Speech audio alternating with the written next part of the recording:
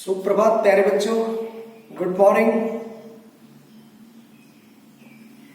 कैसे हैं आप? आशा करता हूं आप स्वस्थ हैं और जो आपकी जिम्मेदारी है, जो आपका दायित्व है, इस परिस्थिति में मेरे अनुसार आपके 3 दायित्व हैं। लॉकडाउन के नियमों को फॉलो करें, अपने अभिभावकों द्वारा दिए जा रहे निर्देशों का पालन करें, उनके संसर्ग में रहकर कुछ नैतिक बातें सीखें। और तीसरा दायित्व है विद्यालय के द्वारा जो भी पाठ आपको भेजे जा रहे हैं उन्हें मन लगाकर पढ़ें, समय का सदुपयोग करें। हिंदी के कुछ पाठ मैं बना के आपको भेज रहा हूँ। यद्यपि जिस तरह का रिस्पॉन्स मैं आपकी तरफ से अपेक्षा रखता हूँ वैसा रिस्पॉन्स अभी नहीं मिल रहा है। कुछ पेरेंट्स को मैंने कॉल करके भी संपर्क स्थापित किया है। कुछ से मुझे ये भी शिकायतें मिली हैं कि बच्चे उनकी बात नहीं मान रहे हैं या बहुत देर तक घर में सोते रहते हैं। आप ऐसा मत करिए। समय पर सोना है, समय पर उठना है, व्यायाम आदि करके स्वस्थ रहना है, योगासन करके स्वस्थ रहना है, खेलना कूदना भी है, मनोरंजन भी करना है। साथ में जो आपके पढ़ने लिखने का टाइम है उस समय में आपको पढ़ाई लिखाई भी जरूर करनी है। आशा करता हूँ आप मेरी बातों पे ध्यान देंगे। आज हम हिंदी आरोह भाग 2 के पद्य भाग के तीसरे पाठ, जिसमें कवि कुंवर नारायण द्वारा रचित 2 कविताएं, एक कविता के बहाने और दूसरी कविता बात सीधी थी पर, इनके बारे में कुछ चर्चा करेंगे। इनकी व्याख्या, इनके भाव मैं आपको समझाने का प्रयास करूंगा और आशा करता हूं आप ध्यान से इस पाठ को सुनेंगे, समझेंगे। कुंवर नारायण का जन्म 1927 में हुआ। 1950 के आसपास इन्होंने लेखन का काम शुरू किया। ये पद्य भी लिखते हैं, ये गद्य भी लिखते हैं। साथ में इन्होंने समीक्षा भी लिखी है, बहुमुखी प्रतिभा के धनी है।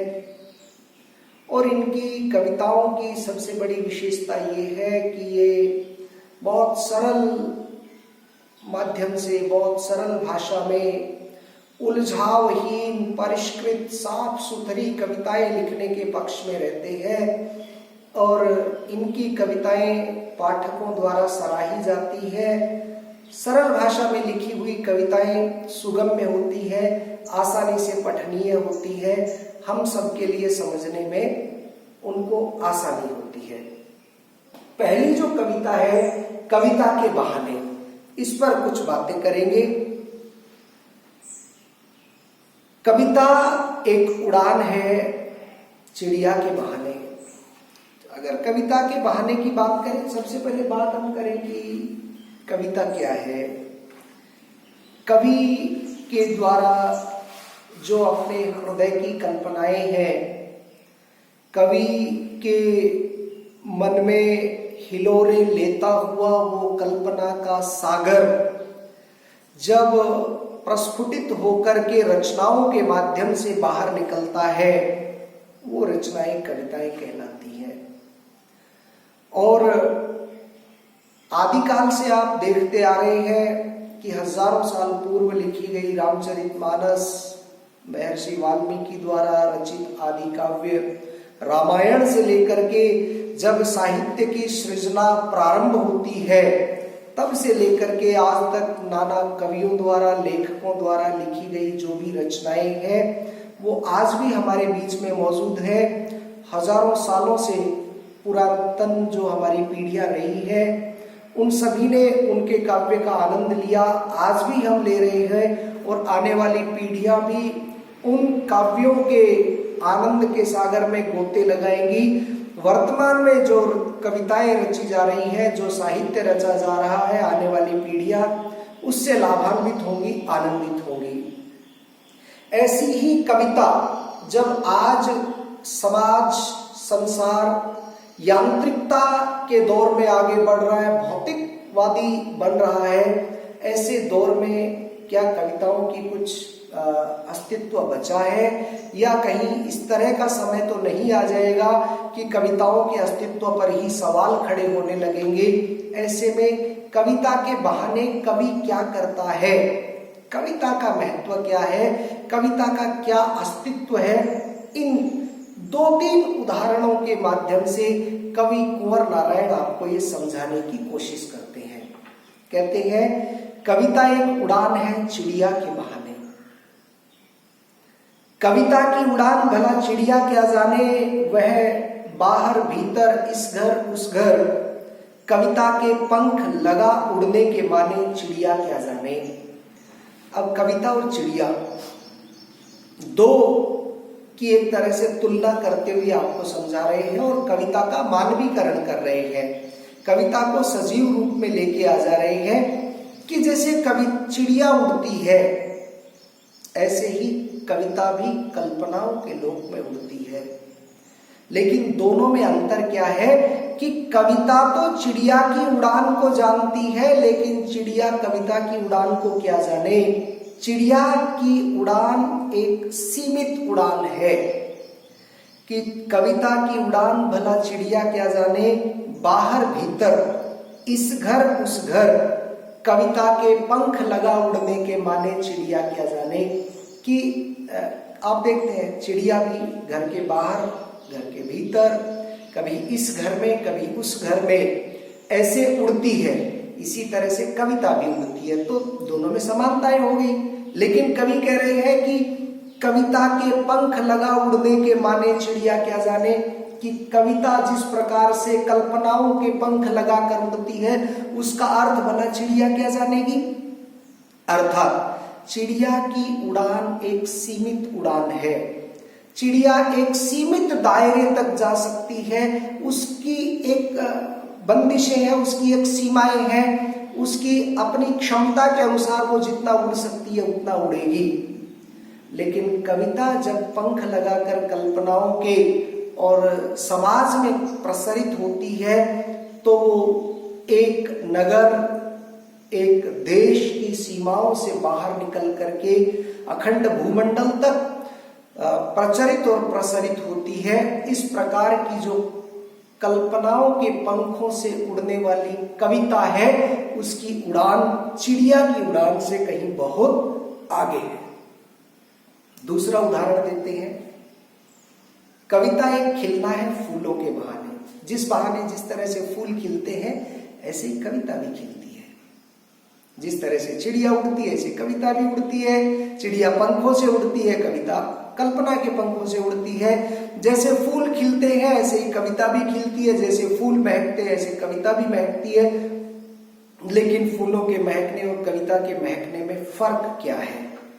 कविता का खिलना भला फूल क्या जाने, फूल तो खिलता है, लेकिन कविता किस प्रकार से खिलती है और फूल के खिलने और कविता के खिलने में क्या अंतर है, ये रहस्य भला फूल क्या जान पाएगा।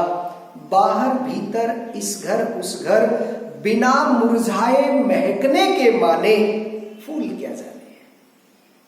फूल खिलता है, लेकिन जब वो खिलता है उसी के साथ ही ये निश्चित हो जाता है कि एक निर्धारित समय सीमा के बाद वो फूल मुरझा जाएगा। लेकिन जिस दिन कविता लिखी जाती है वो उसी दिन अमर हो जाती है, अजर हो जाती है, वो कभी नष्ट नहीं होती। मैंने शुरुआत में ही आपको बताया कि हजारों वर्ष पूर्व रचित जो भी महाकाव्य है उनका पीढ़ियां आनंद लेती आई है और आने वाली पीढ़ियां आनंद लेंगी। वो पुष्प है जो बिना मुरझाए महकते हैं। तो ऐसे बिना मुरझाए महकने के माने फूल नहीं जान सकता है। फूल इतना ही जानता है कि उसे खिलना है, महकना है और मुरझा जाना है। लेकिन कविता खिलती है, महकती है, महकती है और महकती रहती है, वो मुरझाना नहीं जानती है। रस का अक्षय पात्र सदा का, आप कविता पढ़ेंगे आगे जाके, इसी में। कविता एक खेल है बच्चों के बहाने। अब तीसरा उदाहरण दे रहे हैं बच्चे की तरह से। देखते हैं आप, बच्चा भी छोटा बच्चा होता है, खेल उसे सबसे प्रिय होता है। जैसे उसे मां प्रिय होती है ऐसे उसे खेल प्रिय होता है। खेलना चाहता है, किसी भी स्थिति में खेलना चाहता है। खेलते समय वो अपने पराये का भेद खत्म कर देता है। खेलते समय वो ये नहीं देखता है कि ये मेरा घर है, ये दूसरे का घर है, ये तीसरे का घर है। और आप ये भी देखते होंगे कि खेल खेल में अगर बच्चा ऐसे घरों में भी चला जाए जहां उनकी परिवारों की आपस में यदि किसी प्रकार की कोई कटुता भी होगी, तो भी यदि कोई शत्रुता भी होगी, यदि मित्रता नहीं भी होगी, तो उन परिवारों के लोग भी उस छोटे से बच्चे को उतना ही स्नेह, उतना ही प्यार देते हैं। उस समय वो अपनी कटुता और शत्रुता और वैरता को भूल जाते हैं। ऐसा ही कुछ अंश यहाँ लेकर के आ रहे हैं कवि। कह रहे हैं कविता एक खेल है बच्चों के बहाने। जैसे बच्चा खेलता है उसी तरह से कविता भी खेलती है। बाहर भीतर यह घर वह घर, सब घर एक कर देने के माने बच्चा ही जाने। कि इस घर में, उस घर में, तीसरे घर में, सैकड़ों घरों में खेलने के बहाने बच्चा उन घरों तक पहुंचता है। अपने पराये का भेद भुलाकर सारे घरों को जिस प्रकार से एक कर देता है, ये अर्थ जैसे बच्चा जानता है, इसी प्रकार से समाज को, राष्ट्र को और दुनिया को एकजुट करने का जो अर्थ है वो कविता ही जानती है। इस प्रकार से कविता के बहाने, कविता के माध्यम से कवि कुंवर नारायण आपको 3 बातों के माध्यम से समझाते हैं कि कविता के रचने का महत्व क्या है, कविता क्यों आवश्यक है, कविता की जरूरत क्या है।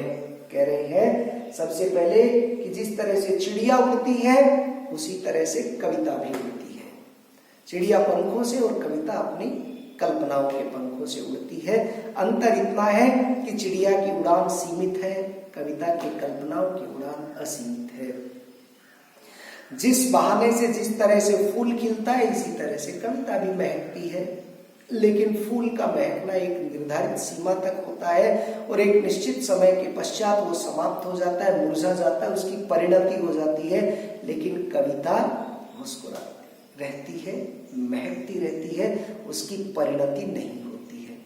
तीसरे में बच्चे के खेल और कविता को समान भाव में दर्शाते हैं कि जैसे बच्चा खेल खेल में अपने पराये का भेद भुला करके सब घरों को एक कर देता है, इसी प्रकार से कविता भी अपने पराये का कोई भेदभाव नहीं करती है और वो समाज को, राष्ट्र को और अखंड भूमंडल पर विद्यमान प्रत्येक देशों को एकजुटता का संदेश देती है।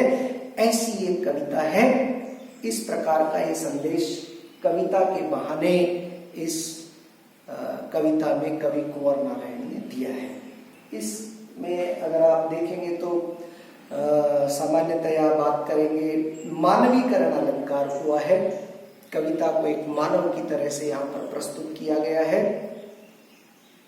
चिड़िया क्या जाने, फूल क्या जाने, यहाँ जो क्वेश्चन मार्क लगाया है, प्रश्न चिन्ह लगाया है, ये प्रश्न अलंकार कहलाता है यहाँ पर। बाकी सीधी और सरल भाषा है, सहज भाषा है, अर्थ सुगम्य है, आसानी से समझ में आने वाला है और उलझावहीन और स्पष्ट शब्दों में कवि ने अपने भावों को स्पष्ट किया है। आशा करता हूँ ये भाव आपको समझ में आए होंगे। यदि फिर भी इसके पश्चात कोई संदेह है तो आप निसंदेह मुझसे संपर्क कर सकते हैं। धन्यवाद।